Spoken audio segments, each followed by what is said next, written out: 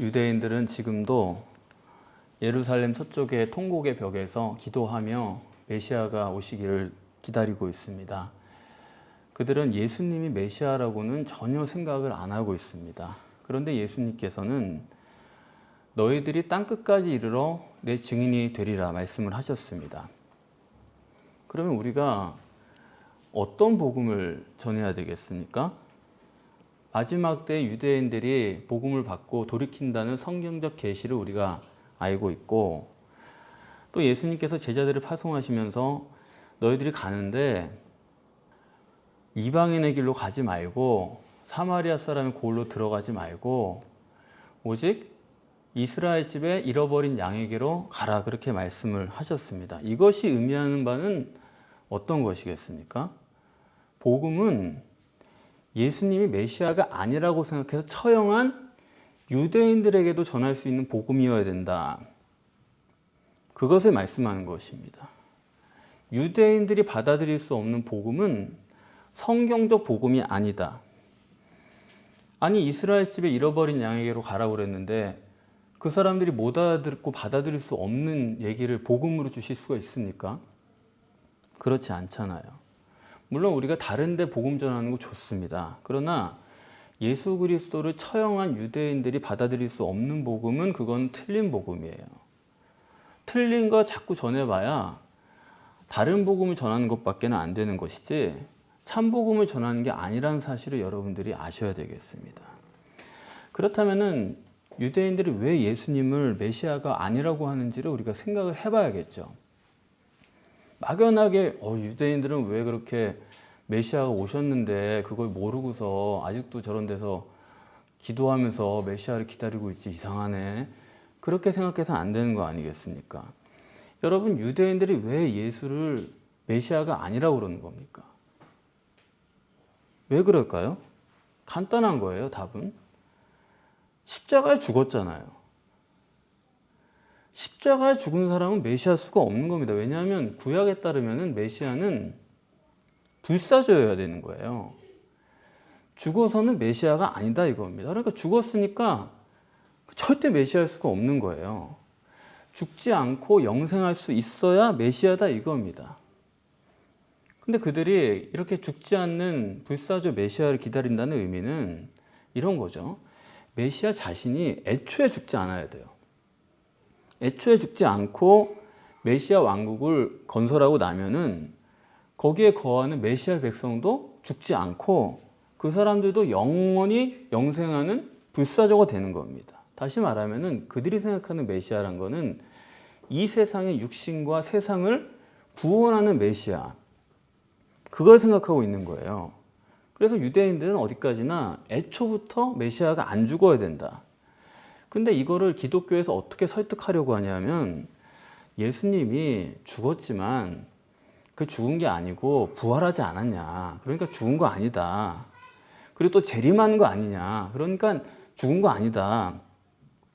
그러니까 메시아 맞다, 이렇게 설득을 하려고 해요. 그러나 그거는 맞지가 않습니다. 왜 안 맞느냐? 하나님은 애초에 죽지 않고 곧바로 영생하도록 하실 수가 있는 분이에요. 엘리야나 에녹처럼. 그런데 그걸 굳이 하나님이 죽여서 그 다음에 다시 부활시켜서 지금 있는 것도 아니고 나중에 온다, 이런 식으로 기독교가 자꾸 얘기를 해봤자 유대인들은 콧방귀도 안 낍니다. 왜 하나님이 그렇게 해가지고 우리를 믿지 못하게 만드냐, 그런 거에 대한 답이 없는 거예요. 논리가 안 맞는 거예요. 그래서 아무리 기독교가 예수가 메시아다 얘기해봤자 유대인들은 정해져 있어요. 죽었는데 뭐, 그런 사람은 어떻게 메시아야, 뭐라고 너희들이 얘기해도 그 사람은 여기 없는 거야, 이렇게 하니까 메시아를 받아들일 수가 없는 것입니다. 그러면은 예수님께서 너희가 유대인들을 포함한 모든 족속에게 가서 아버지와 아들과 성령의 이름으로 세례를 주고 내가 너희에게 분부한 모든 것을 가르쳐 지키게 하라, 그렇게 말씀을 했는데 우리가 가르쳐 지키게 해야 될 내용이 뭡니까? 그게 복음이거든요. 어떤 내용을 가르쳐서 지키게 할 것입니까? 그거 우리가 생각을 해야 됩니다. 본문은 주님이 죽으시면서 그 점을 정확하게 정립을 해주시는 것입니다. 제가 사람들에게 질문을 해보면, 교회 다니는 분들한테 얘기를 해보면 그래요. 다 아유 사람이 물질인 육체와 비물질인 영혼으로 구성되어 있습니다. 그렇게 돼 있죠 뭐. 다 그렇게 얘기를 하는 거예요. 다 그렇게 생각합니다. 그런데 그건 여러분 생각이고 실제로는 사람들이 전부 단일 존재로 단일체로 살아가는 겁니다. 여러분들도 다 그렇게 생각하시잖아요. 영혼이 있고 육체가 있지 그렇게 생각을 하시지만 여러분이 그걸 다 아시는 것 같으면은 마가복음이 뭐하러 그렇게 애를 써가지고 인간이 이중 존재라는 것을 계속해서 강조를 하고 가르치려고 애를 쓰겠습니까?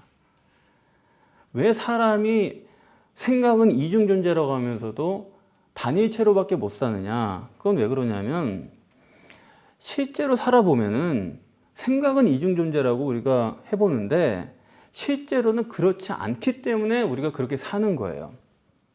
여러분이 이래요. 육이 영을 지배하는 사람은 실제로는 그 사람은 단일 존재지 이중 존재가 아닙니다. 이해가 되세요? 나는 영이 있지만 나 영이 있어. 근데 난 육체 우선이기 때문에 어쩔 수 없어. 이러는 사람은 실제로는 그 사람이 육체를 위해 사는 사람이지 절대로 영으로 사는 사람이 아니다 그런 얘기예요. 무슨 말씀인지 아시겠죠? 생각으로는 그럴 수 있어요. 난 이중적으로 산다. 영혼이 있고 육체가 있어서 그렇게 산다. 그러나 실제로는 영이 없이 육으로만 산다 이 얘기입니다. 그렇기 때문에 영이 육을 지배하는 상태가 그래야 내가 실제로 이중 존재가 되는 거예요. 육이 급해가지고 그것만 쫓아다니는 한은 영은 절대로 작동이 안 되는 것입니다. 그건 관념만 있는 거지 실제로 영의 능력이 전혀 없는 거예요. 그럼 왜 우리가 이렇게 사람이 영과 육이지 이중 존재지 이러면서 실제로는 단일 존재로만 사느냐? 그 이유는 우리가 어디에 봐도 우리가 이중 존재라는 것을 확인할 길이 없기 때문이에요. 어디에 봐도. 인간이 잉태하고 출산하고 성장하고 살아가는 거 어디 봐도 어느 하나가 야 이것은 영이 육을 지배한다. 이렇게 확인할 만한 게 전혀 없습니다. 전부 육에 의해서 결정되는 거지 영으로 하는 건 없어요. 하나도. 사람이 잉태되는 걸 보더라도 여러분 사람 잉태가 그게 육적으로 되는 거지 아무것도 안 했는데 영으로 잉태됩니까? 인간의 모든 요소라는 게 이렇게 육체가 결정을 하는 거예요. 그러니까 사람이 생각으로는 우리는 영적인 존재지 하면서도 실제로는 단일체로 이 육으로 살아간다 그런 얘기입니다. 성장도 마찬가지예요. 키가 자라고 이런 걸 보면서 성장했다고 그러잖아요. 또 나이가 몇 살 됐으니까 선거권 준다. 이게 다 사람을 전부 육체로만 보는 거죠. 우리의 삶도 마찬가지예요. 전부 다 육체로 생각을 해가지고 결정을 하는 것입니다. 교회도 항상 물어보는 게 그런 거예요. 교인 몇 명이에요? 말이 영혼이지 영혼 관심 없어요. 몇 명이냐. 전부 단일체로 보는 거죠. 그렇지 않습니까? 특별히 사망, 죽을 때 보면 알아요. 사람이 어떻게 죽습니까? 육체의 기력이 떨어지면 죽는 거예요. 육체를 죽여버리면 죽잖아요. 인간은 육체 100%지 영혼이란 거는 말이나 생각뿐이지 실제로는 전혀 아니다 그런 말씀이에요. 그래서 말이란 게 인성교육이고 그러지만 실제 가르치는 거 보면 다 육적 훈련 가르치는 거 아닙니까? 그렇지 않아요? 그래서 창세기 2장 같은데 번역을 보더라도 거기 생기가 들어가서 사람이 됐다 이렇게 번역을 하는데 그게 결국에는 사람을 마네킹으로 본 거죠. 그게 분명히 성령으로 번역할 수 있는 단어임에도 불구하고 성령이 들어가서 인간이 됐다라고 하는 게 아니라 마네킹으로 보는 거예요. 그냥 죽은 육체에 생기가 들어가가지고 사람이 된 것처럼. 그러니까 그것도 그 번역한 사람도 실제로는 사람을 단일체로 본 겁니다. 그 번역이에요. 그러니까 다시 말씀드립니다. 육체가 탈진이 돼가지고 죽는 거지 육체가 멀쩡한데 영이 육신을 죽여가지고 죽고 그런 일은 없잖아요. 그러니까 우리가 어디에 봐도 단일체로 보는 거지 이중 존재로 볼 만한 내용들은 하나도 없다. 그런 얘기입니다. 그래서 오늘 본문이 대단히 중요한 거예요. 왜 예수님은 채찍을 맞은 적도 없고 십자가도 안 지고 올라갔고, 그런데 하필이면 이방인에 의해서 십자가에 죽었냐, 이런 얘기입니다. 이 모든 거를 함께 생각해 보면 왜 이렇게 됐을까? 이 수수께끼를 한꺼번에 몰아서 생각을 해보면은, 여러분 십자가에 못 박아 죽는 거에 대해서 생각을 해보셨습니까? 십자가는요, 보통 올라가서 몇 시간 만에 죽는다고요? 48시간이면 십자가에서 죽는 거예요. 근데 이 48시간이라는 게 다르게 해서 죽는 거랑은 다른 겁니다. 사람을 목을 매서 죽이기도 해요. 교수형을. 금방 죽어요.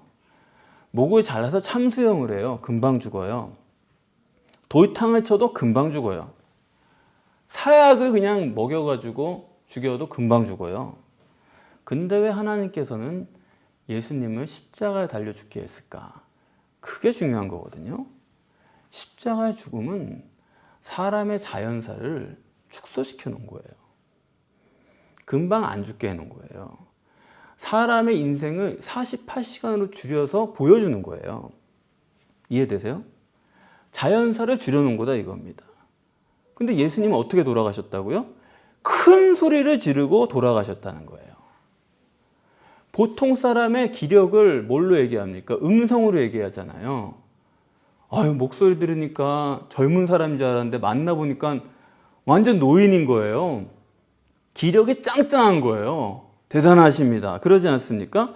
그러니까 뭐 삼국지 같은 데도 장비가 그냥 소리를 버럭 지르니까 어휴 놀라가지고 용맹하며 사람들이 꼼짝을 못하고 그러는 거 아니에요? 지금 예수님께서 큰 소리를 지르고 운명하셨다.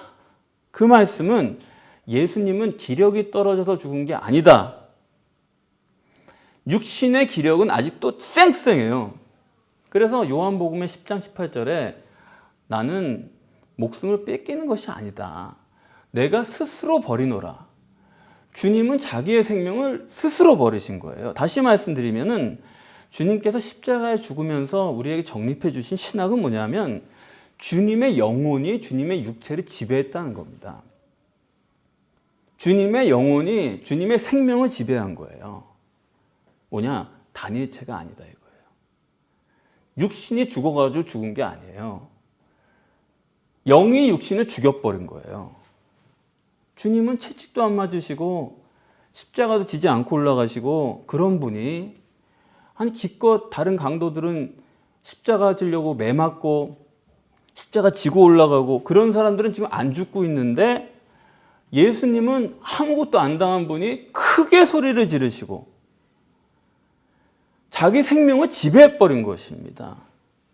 그러니까 요한복음 19장에 보면은 벌써 죽었어? 그러는 거예요. 아니 죽을 때가 아직 안 됐는데 어떻게 된 거야? 가서 확인해 보니까 다른 강도들은 멀쩡히 살아있어가지고 빨리 죽여 해가지고 다리를 꺾어서 죽여버리고 예수님 가서 확인해 보려고 창으로 찔렀더니 물과 피가 쏟아져 내려오면서 정말 죽었네? 벌써 죽었네? 그러지 않습니까? 뭐예요? 본문에도 백부장이 예수님이 큰 소리를 지르시고 운명하시는 걸 보고서 저분은 하나님의 아들이다 그랬어요. 아니 백부장이 예수님 언제 봤다고 뭘 보고서 예수님이 하나님의 아들이다 그래요. 왜 그래요? 백부장이 보면요. 지금껏 수많은 사람이 죽음을 봤는데 십자가에 죽을 때는 사람이 다 기신맥진해가지고 멍하다가 점점 해가지고 그렇게 죽기 마련인데 저 사람을 보니까 큰 소리를 지르고 자기가 자기 생명을 주관하는 사람이다 이거예요. 자기 생명을 지배해버렸다 이거예요. 이해되십니까? 그러니까 창세전에 예비하신 예수님의 죽음이란 건 이런 거지 피복음에 그냥 젖어가지고 십자가에서 무슨 일이 벌어지는지를 전혀 사람들이 못 보는 거예요. 전혀 성경을 모르니 백부장이 딱 봐도 저분은 이중적 존재고 속에 계신 분이 육체를 지배해버리는구나. 자기 죽음을 자기가 그냥 정해버리는 거예요. 이게 도대체 누구냐? 신이다. 하나님의 아들이다. 신이다. 그렇게 얘기했다는 거죠. 그래서 이렇게 큰 소리를 지르시고 운명하셨다. 이건 물론 번역이 잘못된 겁니다. 운명하셨다고 그러면 이거는 죽었다는 얘기잖아요. 그런데 죽었다는 얘기가 아니에요. 죽었다는 건 그냥 생명이 끊겼다는 얘기고, 헬라어 원문은 에크푸네오입니다. 그러니까 영이 탈출했다 이 얘기예요. 육체로부터 영혼이 빠져나갔어요. 육체가 죽어서 죽은 게 아니고 영이 빠져나가니까 그게 죽음이 됐다. 성경이 말하는 예수님의 죽음입니다. 그러니까 복음은 뭐예요? 요새는 젊은이건 중년이건 노년이건 그렇게 낙심하는 사람이 많다고 그래요. 절망적인 사람이 많다고 그러는데, 그런데 절망이 끝난 게 아니에요. 영이 실제라는 게 복음이에요. 육체로 이게 다 끝난 줄 알았는데, 환경과 상황으로 다 끝난 줄 알았는데 영이라는 거예요. 영이 지배하는 시기가 왔다는 거예요. 영이 지배할 수 있는 가능성이 나에게 주어졌다는 거예요. 내 영으로 얼마든지 할 수 있다는 세계가 나에게 도래했다는 거예요. 그게 복음이에요. 그래서 주님은 그 복음을 증거한 겁니다. 처음부터, 잉태 때부터 성령으로 잉태한 거예요. 뭐예요? 생명을 영이 주관한 거예요. 인간관계로 잉태했다 그러면은 그게 육이에 있는지 영이에 있는지 알 길이 없죠. 그런데 주님은 잉태 때부터 성령으로 이중 존재임을 증거를 하신 것입니다. 또 주님의 공생의 사역을 다 보세요. 표적이며 신유은사며 그게 다 뭡니까? 인간이 이중 존재라는 걸 증거하는 거예요. 영으로 되는 거다. 물질로 육체로 안 되는 게 영으로는 되더라. 그래서 예수님은 잉태 때부터 지금 돌아가실 때까지 증거하신 게 뭐예요? 신인 메시아와 우리 인간은 모두가 이중적 존재다. 영이 지배할 수 있는 가능성을 지닌 존재다. 이것만 정확하면 여러분 나머지는 다 되는 거예요. 구원론도 여기서 나오는 거고 뭐든지 다 결정이 되는 것입니다. 아무리 우리가 나는 천국 믿고 뭐 그런 별소리 다 해도요, 내가 단일체로 살면 그거 소용없는 거예요. 그렇지 않습니까? 이중 존재면은 육신은 썩어 없어질 거고 영혼이 구원받는다. 영혼이 천국 간다. 이게 분명해지는 것입니다. 그렇다면은 우리가 전해야 될 복음도 명확한 거죠. 우리의 신앙의 내용도 명확한 거예요. 신인 메시아와 인간이 이중 존재라는 것을 우리는 증거해야 되는 것입니다. 제가 가끔 영혼이 이탈한이라는 말씀을 드리잖아요. 그걸로 증거해 드리잖아요. 뭐냐면 사람은 죽으면 숨이 끊어지면 호흡 못하면 4분이면 그 사람은 영영 못 일어나요. 4분 후에 숨이 돌아와도 그 사람은 기능을 못합니다. 그냥 그대로 식물인간이에요. 근데 영혼 이탈이라는 게 뭐예요? 죽은 지 3일, 4일이 됐는데 그 사람이 멀쩡히 일어나는 거예요. 의사소견에 숨이 그쳤습니다. 이 사람 죽었습니다. 했는데 3, 4일 만에 다시 돌아온다 이거. 영혼이 돌아오니까. 영이 육을 지배한다는 것의 확실한 증거가 영혼 일탈이에요. 그러니까 육이 영을 지배한다? 그건 안 돼요. 그런 생활은 안 되는 거예요. 어떻게 이해해야 됩니까? 영이 육을 지배하는 생활이 돼야 돼요. 그게 우리 실제 생활이 돼야 돼요. 그러니까 육이 영을 지배하는 상황? 이건요, 이걸 죄라고 그러는 거예요. 도덕적 죄가 아닙니다. 그건 결과고, 육이 영을 지배하니까 그게 다 죄가 되는 거고, 그렇게 보면 죄가 뭐 다 죄예요, 사실. 중독이라는 것도 죄고, 그렇지 않습니까? 육이 영을 지배하는 상황이니까 죄죠. 또 돈이 나를 지배해. 그거 죄예요. 돈이 나를 좌지우지하고 내가 하나님이랑 그거 견뎌가지고 야 이거 안 되겠는데 그래도 이쪽으로 돈을 좀 택해야겠는데 벌써 그게 다 죄예요. 그렇지 않습니까? 그러니까 성결하게 살고 내가 뭐 도덕적으로 살고 착한 일하고 살고 그런 게 잘 사는 게 절대 아닙니다. 자기가 영으로 육을 지배할 수 없으면은 그 행하는 모든 게 죄라니까요.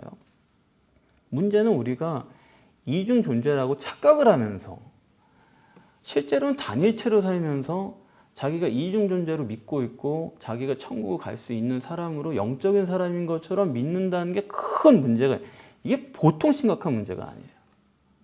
왠고 아니 오늘 본문의 33절을 보시면은 흑암이 온 땅을 덮었더라 그랬습니다. 이 흑암이란 게 죄를 말하는 게 아니거든요. 흑암이란 거는 육체가 온 세상을 지배하고 있다 이 얘기예요. 온 세상의 실제가 육체예요. 그렇기 때문에 이 세상은 빛이 지배하는 세상이 아닙니다. 육이 지배하는 세상, 흑암이 지배하는 세상이다 이겁니다. 그래서 예수님 뭐라고 소리치셨냐면 엘리 엘리 라마 사박다니 어찌하여 나를 버리셨습니까? 다른 말로 하면은 하나님 왜 여기 나를 보냈습니까? 하나님은 원망하는 말은 아니에요.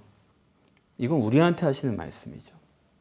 하나님이 왜 신인 메시아를 이 흑암의 땅에 보내셨는지, 왜 예수님을 육신으로 보내셨는지 너희들이 생각해 보라는 것이죠. 그러면서 큰 소리를 지르시며 운명하신 거예요. 예수님처럼 자기 육신을 부인하지 않으면은, 영이 육을 지배하지 않으면은 이거는 구원의 길이 불가능하다. 그 말씀을 하시는 겁니다. 이 점이 가장 어려운 거예요. 그래서 본문 기록이, 이 본문에 예수님을 따른다던 제자들이 지금 한 사람도 안 나오지 않습니까? 다 예수님을 쫓고 메시아를 섬긴다고 하던 그런 사람들인데, 오늘 본문에 보면은 그 남자 제자들은 한 사람도 안 나와요. 본문에 왜 여자들만 기록이 되어 있습니까? 육체를 부인하지 않고는 예수님을 만날 길이 없다는 거예요. 여자는 육체를 부인한 존재를 상징하는 거 아닙니까? 성경에서. 그러니까 육체를 부인하지 않은 사람은 아무리 주님을 섬기고 따른다 그래도 그 사람은 메시아를 만날 수도 없고 메시아의 구원을 받을 수도 없다는 것입니다. 육체 부인 절대예요. 그러시면서 이 흑암의 세상에서 예수님께서 큰 소리를 지르시고 운명하신 거예요. 예수님이 유언이거든요. 예수님은 유언이 큰 소리예요. 큰 소리가 유언.